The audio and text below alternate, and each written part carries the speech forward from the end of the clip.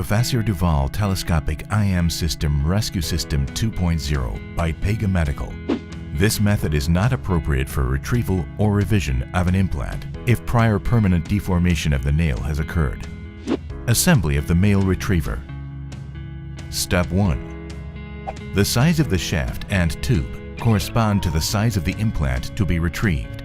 The size of each component of the male retriever is marked on each component and is identified by a color code as shown on this table. Select the required size for use before starting the assembly process. Once the required size of shaft and tube is selected, insert the shaft into the tube as shown.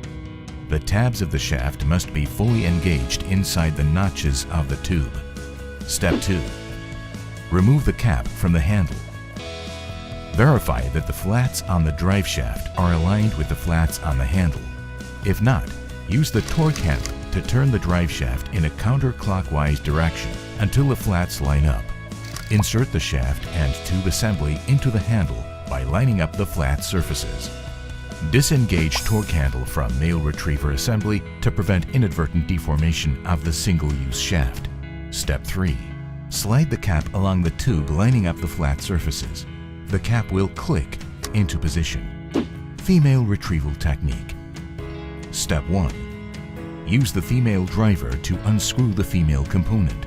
The female driver must be fully engaged into the hexagonal drive of the implant. Step 2. If the female component cannot be removed with the female driver, use the female retriever to pull it out.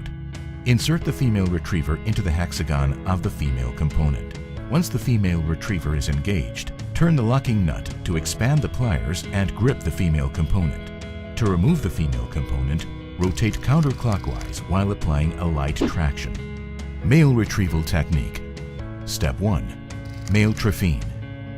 Bone can occlude part of the intramedullary canal, making insertion of the male retriever or removal of the male component difficult.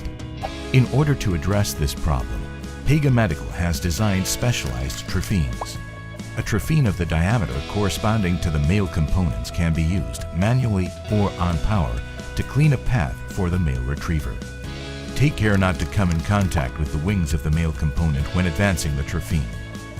Warning: retract the trephine to clean the teeth if advancement becomes difficult. Both the male driver and male retriever can be used for removal of the male component. If the male driver is used, it must be inserted through the intramedullary canal until it is fully engaged over the wings of the male component. Step 2. The male retriever has a larger outer diameter than the female component. Therefore, once the female has been retrieved, reaming with the drill size indicated in the table to the tip of the male nail may be necessary before the male retriever can be inserted into the canal. The trephines can also be used over the male component to clear the path for the male retriever. Step 3. Under fluoroscopy, locate the end of the male component and mount the male retriever onto it. Make sure that the end of the male component is fully inserted into the male retriever before tightening. The hole in the side of the tube should not be visible. Mount the torque handle. To lock the shaft over the male component, turn the torque handle counterclockwise until the torque limit is reached. An audible click will be heard. Remove the torque handle after tightening. Once the nail is secured in the instrument, turn the male retriever handle counterclockwise. Simultaneous rotation and pulling might be necessary as the male component is unscrewed. Step 4. To release the retrieved implant from the male retriever, press the release button all the way down using the release key. Disassembly of the shaft and tube from the handle is done by pulling the components upwards after the cap has been removed. While maintaining the release key engaged into the release button, rotate the drive shaft clockwise until the flats line up. The shaft and tube assembly can then be pulled upwards.